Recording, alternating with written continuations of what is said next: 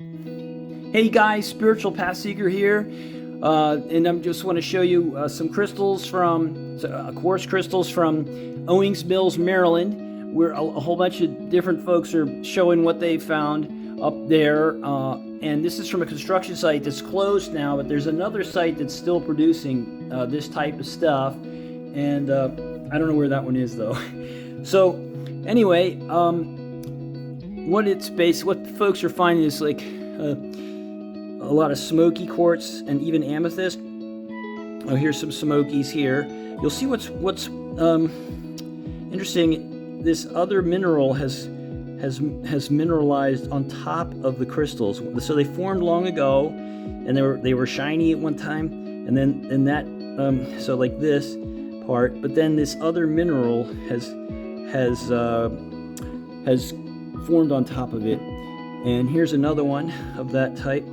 So you can see this is like solid smoky quartz. I mean, like if you find smoky quartz, like that's a little harder to find than just regular quartz crystals. So that's kind of cool. If you find smoky quartz, that's fun. And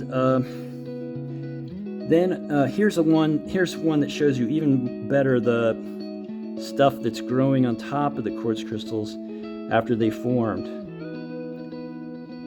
And there's another one too. I don't really like it when it does that, but I saw one by another member, and this stuff was kind of white. It's possible if I put it in hydrogen peroxide or something, it might get the dirt out and it might look a little better.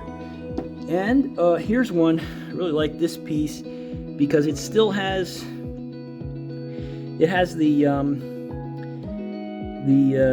smokies inside the cavity that they developed in. So it's kind of like a little geode, as it were, and it's in, the matrix is quartzite, and there's even a little druzy quartz pocket in there.